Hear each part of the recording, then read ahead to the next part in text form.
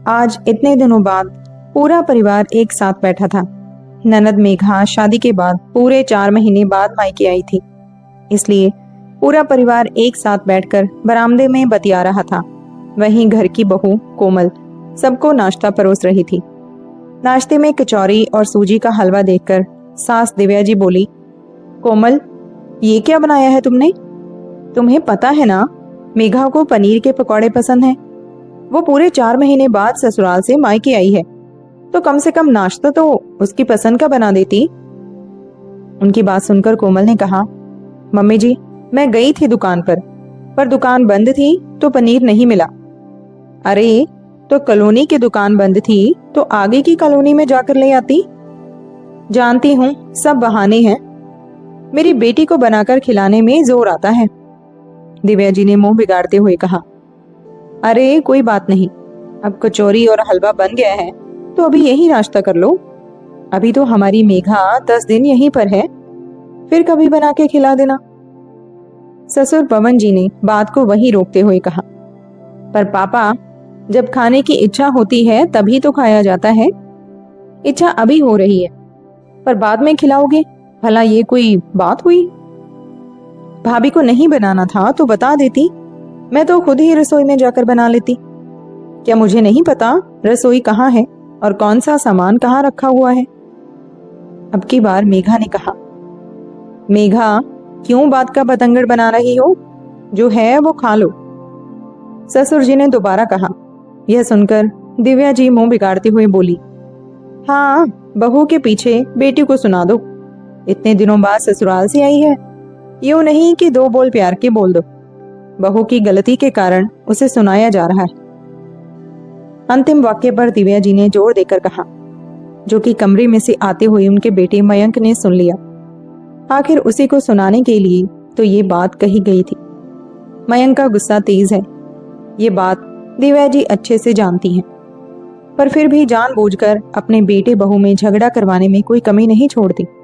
और मयंक, वो तो इतना महान है कि जरा सी बात का बतंगड़ बना देता। मयंक कमरे में आते हुए बोला, क्या बात है कोमल, तुमने मेघा के लिए पनीर क्यों नहीं बनाया? मुझसे कहती तो मैं ऑनलाइन ऑर्डर कर देता, मना क्यों किया तुमने? कोमल डरते हुए बोली, मैंने मना नहीं किया है मयंक जी, मैं गई थी कमरे में आपको बोलने के लिए, लेकिन उस समय आप मोबाइल पर किसी से बातें कर रहे थे और आपने ही इशारे से मना किया था मुझे कि मैं चुप रहूं, इसलिए मेरे मोबाइल में भी बैलेंस नहीं है, इसलिए लेने गई थी। अरे, हमसे बोल देती तो हम क्या मना कर देते? दिव्या जी ने जानबूझकर बात बढ़ाते हुए बोली, चलो बाद में डिस्कस कर लेना, फिलहाल तो कचौड़ी खाओ, ठंडी हो रही है। पवन जी ने बात पलटने की कोशिश करते हुए कहा, क्यों कचौरी खा ले पापा? जब मेघा की इच्छा है कि पनीर बनेगा तो पनीर ही बनेगा। इसे क्या पनीर बनाने में जोर आ रहा है जो बहाने ढूंढ रही है? मयंक बीच में ही बोला, चुप कर मयंक, इतना गुस्सा भी ठीक नहीं होता। और आज मेघा को पनीर खाना है तो एक पनीर के लिए अपनी पत्नी को कितना सुनाने को तैयार हो गया। शादी से पहले मेघा तुझसे कई चीजों की डिमांड करती थी, तब तो कभी लाकर तूने उसे दिया नहीं, फिर आज क्यों? अभी मेघा 10 दिन यहाँ पर ही है, फिर बन जाएगा। फिलहाल चुपचाप नाश्ता करो। आखिर पवन जी ने अपनी आवाज को थोड़ा ऊंचा कर कहा तो मयंक चुप हो गया। मयंक कितने ही गुस्से में क्यों ना हो, अपने पापा से ज्यादा नहीं बोल पाता था, पर उसने गुस्से से कोमल को घूर कर देखा। कोमल का दिल धक से वही रह गया। अब मयंक क्या करेगा, ये सोचकर ही उसकी रूह कांपने लगी थी। खैर, सब लोगों ने नाश्ता किया, उसके बाद तो सब अपने अपने काम में लग गई। मेघा अपने दोस्तों के साथ मूवी देखने निकल गई। वही दिव्या जी अपने सहेलियों के साथ पंचायती करने पड़ोस वाले शर्मा जी के घर पर। पवन जी अपनी दुकान पर रवाना हो गई, पर संडे होने के कारण मयंक तो घर पर ही था, उसके तो ऑफिस की छुट्टी थी। इधर कोमल रसोई में काम कर रही थी कि मयंक ने उसे आवाज दी, कोमल, इधर कमरे में आओ, मुझे तुमसे कुछ जरूरी बात करनी है। हे भगवान, क्या बात करनी है? सोचते सोचते कोमल कमरे की तरफ गई, उसके पैर नहीं उठ रहे थे। पर अगर वो थोड़ा भी लेट करती तो मयंक रसोई में आकर ही शुरू हो जाता। इसलिए जैसे तैसे हिम्मत कर वो कमरे में गई। देखा तो मयंक गुस्से में था। जी मयंक जी, आपने बुलाया? मयंक जी की बच्ची मेरे पापा से सबके सामने मुझे डांट पड़वाकर बड़ी खुश हो रही है। यही इज्जत है तेरी नजरों में मेरी? मेरी बेइज्जती कराकर तुझे बड़ा मजा आता है? नहीं नहीं पवन जी, मैंने तो कुछ नहीं कहा था पापा जी को। वो इसके आगे तो उसके मुंह से एक शब्द भी नहीं निकला। मयंक ने उससे पहले ही इतनी जोरदार झन्नाटेदार थप्पड़ उसके गाल पर खींच कर दे मारा। इतनी तेजी से वो थप्पड़ उसके गाल पर पड़ा था कि एक पल के लिए सारी दुनिया ही घूम गई। चक्कर खाकर वो वहीं गिर गई। गिरने के कारण उसके सर पर चोट भी लग गई और सूजन भी आ गई। आइंदा इज्जत से रहना, मेरे सामने ऊंची आवाज में भी मत बोलना, और ना ही मेरे माता पिता के सामने कुछ बोलेगी। बड़ी आई मुझे तो बातें सुनवाने वाली। मयंक उसे निरंतर सुनाई जा रहा था, जबकि कोमल को इस बात का होश भी नहीं था कि मयंक क्या क्या बोल गया। जब तक वो होश में आती और अपने आप को समेट पाती, तब तक तो मैं कमरे के बाहर भी निकल गया। उसने सोचा कि माँ को फोन लगा दूं, पर फिर ये सोचकर चुप रह गई कि माँ तो क्या ही कर लेगी। वो तो खुद ही मामा मामी के भरोसे है, पापा है नहीं। जब वो बहुत छोटी थी तभी उनका देहांत हो गया था। ससुराल वालों ने माँ को रखा नहीं, तो नाना जी उन्हें अपने साथ ले आए, और नाना जी के मरने के बाद मामा मामी ने ही सारी जिम्मेदारी निभाई। अपने ही दम पर उन्होंने कोमल की शादी करवाई थी। हालांकि सब कुछ देखभाल करके ही शादी की थी, पर अब किस्मत में ही कमी लिखी हो तो कोई क्या कर सकता है। अब वापस जाकर के मामा मामी को परेशान करना सही बात भी नहीं है। हालांकि मामा मामी ने अपनी तरफ से कभी कोई कमी नहीं छोड़ी, अपनी बेटी की तरह ही उसे रखा। पर अब तो शादी हो चुकी है, क्या अब भी वो उसी हक से वहां जा सकती है? यही सोचकर चुप रह गई और रोने लगी। रोते रोते उसकी आंखें सूज गईं। अब जब ससुराल वाले अच्छे से जानते हो कि बहू के मायके की तरफ से कोई बोलने वाला नहीं है, तो वो भी बेलगाम हो जाते हैं। बहुत कम किस्मत वाली होती हैं जिन्हें ससुराल अच्छा मिलता है।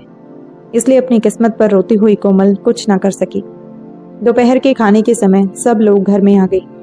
उसी समय कोमल कमरे से निकलकर रसोई में आई तो उसके सर पर चोट के निशान थे। चेहरे से लग रहा था कि वो खूब रोई है। यह देखकर मेघा ने दिव्या जी की तरफ इशारा किया, पर दिव्या जी ने भी उसे चुप रहने का ही इशारा किया। उन्होंने कोमल से एक शब्द नहीं पूछा, क्योंकि पवन जी भी वहीं बैठे थे। दोनों उसके पीछे पीछे रसोई में आ गए। वहां जाकर मेघा ने कोमल से पूछा, भाभी, आपके सर पर चोट के निशान कैसे? क्या हुआ? चलते फिरते गिर गई क्या? पर उसकी बात सुनकर कोमल का रोना छूट गया। अपनी सिसकियों के साथ वो बोली, वो तुम्हारे भैया ने मुझे। बस कर बहू, अपनी और अपने पति की बातें अपने बेडरूम तक ही रख, यहाँ बोलने की जरूरत नहीं है। और अपने रोने की आवाज को कम रख, तेरे ससुर जी को सुनाई देगा तो अच्छा नहीं लगता। खाना हम परोस देंगे, तू रोटियां सेक। दोपहर के खाने का वक्त हो गया है। दिव्या जी का जवाब सुनकर कोमल हक्की बक्की उनको देखते रह गई। अब देख क्या रही है ऐसे? फटाफट रोटियां सेक, हम परोस देंगे बाहर। एक तो खुद ऐसी हरकतें करती है, तुझे पता नहीं है कि मयंक का स्वभाव कैसा है? फिर भी जानबूझकर उसे जवाब पर जवाब दिए जा रही थी। अब इस बात को यहीं खत्म कर। यह बात बाहर नहीं जानी चाहिए। घर की बहू हो तुम, घर की बातों को ढककर रखो। फिर दिव्या जी मेघा से बोली, मेघा, तू फटाफट पापा के लिए खाना लगा। अभी भी कोमल उन्हें हैरानी से देख ही रही थी, तो उसे साइड में हटाकर वो खुद ही रोटियां सेकने लगी और थाली में डालकर मेघा को देकर बोली, जा तू फटाफट पापा को खाना देकर आ। जब पवन जी ने मेघा को खाना परोसते देखा तो बोले, अरे मेघा, आज सूरज किधर से निकल आया? तू खाना परोस रही है? कोमल कहाँ गई? तू तो कभी मदद नहीं करती अपनी भाभी की। बस पापा, ऐसे ही, भाभी की थोड़ी तबीयत ठीक नहीं थी तो मैंने सोचा थोड़ी मदद ही कर दूं। मेघा का जवाब सुनकर एक पल तो पवन जी हैरानी से उसे देखते रहे। फिर बोले, शाबाश बेटा, ऐसे ही मिलजुल कर घर का काम होता है। कहते हैं जिस घर में बहू बेटी मिलजुल कर काम करती हैं उस घर में खुशियां रहती हैं।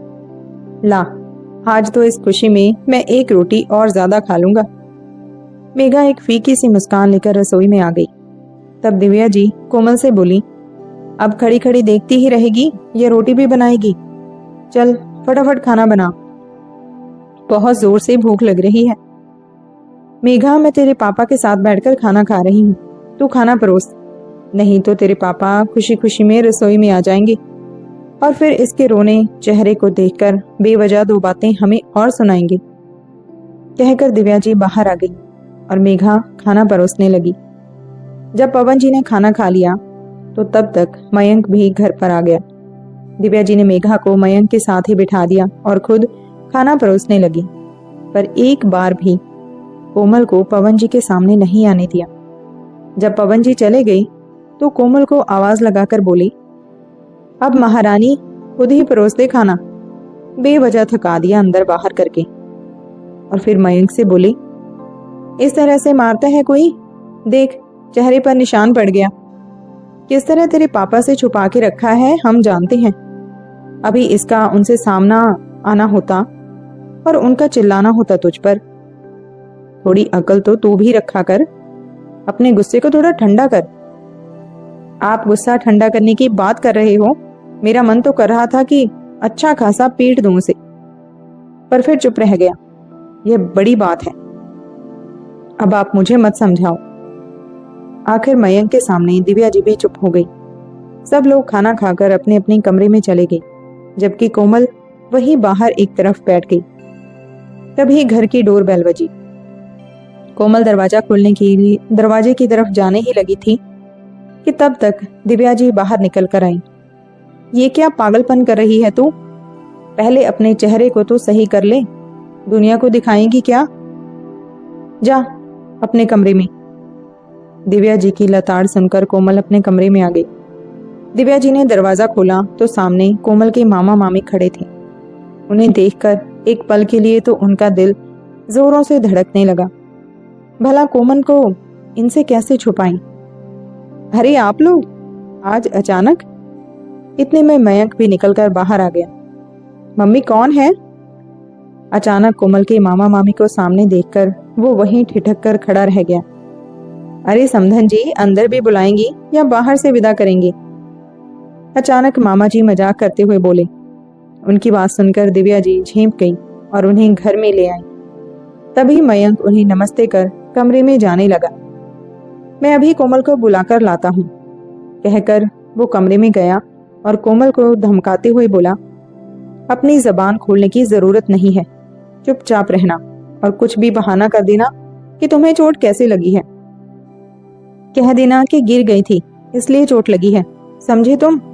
आखिर मामा मामी है, तुम्हारी माँ का बोझ उठा रहे हैं, वही बड़ी बात है। आखिर कोमल अपने कपड़े वगैरह सही करके बाहर आई तो उसके चेहरे की चोट देखकर मामा मामी दोनों खड़े हो गए। कोमल, ये क्या हो गया तुझे? जी वो आज ये गिर गई थी, इस कारण से सर पर चोट लग गई, मयंक बहाने बनाते हुए बोला। पर मामा मामी को देखकर कोमल का रोना छूट गया। उसे यूं फूट फूट कर रोता देखकर मामी उसके पास आई और उसे अपने गले लगाते हुए बोली, क्या बात है कोमल बेटा, सच सच बोल, कुछ मत छुपा। अरे कैसी बात कर रही हैं आप? इतने दिनों बाद आप लोगों को देखा है तो शायद इसलिए रोना छूट गया होगा। दिव्या जी बात संभालते हुए बोली, ना ना समधन जी, यह बात तो नहीं है, हमारी कोमल इतनी भी कमजोर नहीं है। अचानक मामी जी बोली। अरे तो मामी जी, आप कोमल से ही पूछ लीजिए। मयंक बीच में ही बोला, नहीं मामी जी, मुझे मेरे पति ने मारा है। अचानक कोमल ने बोला तो सभी लोग सख्ते में आ गई।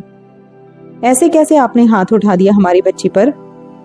मामा जी दिव्या जी से बोले, अरे ये तो उनके बेडरूम की बात है, पति पत्नी के बीच की बातें हैं। मेरे हिसाब से इन लोगों का आपस में ही हल कर लेना चाहिए, इसमें भला हम लोग क्या बोलेंगे? दिव्या जी उन्हें समझाते हुए बोली, समधन जी, यही बात जब आपकी मेघा पर हो तब बोलिएगा। हम हमारी बेटी के लिए ये सब सुनने के लिए यहाँ नहीं आए हैं। जब बड़े लोग ही अपना पल्ला झाड़ लें तो भला ऐसे घर में हम अपनी बेटी को रखकर क्या करेंगे। माफ करना समधन जी, हमारी बेटी हमको भारी नहीं हुई है, ले जाएंगे हम इसे यहाँ से। बेटी की शादी मार खाने के लिए नहीं की है हमने। लेकिन मेरी बात तो सुनिए, दिव्या जी ने कहना चाहा, पर मामा मामी ने एक ना सुनी और वो कोमल को वहां से ले गई। जब पवन जी को इस बात का पता चला तो वो भी बहुत गुस्सा हुई। जब दिव्या जी ने और मयंक ने कोमल को वापस लाने के लिए कहा तो पवन जी ने खुद ही इससे इनकार कर दिया। तो दोस्तों, ये थी हमारी आज की कहानी। आपकी कहानी के बारे में क्या राय है जरूर कमेंट बॉक्स में लिखें। अच्छी लगी कहानी लाइक शेयर जरूर करें और चैनल पे नए हो तो चैनल को सब्सक्राइब जरूर करें और साथ ही साथ बेल आइकन को दबाना भी मत भूलिएगा। धन्यवाद।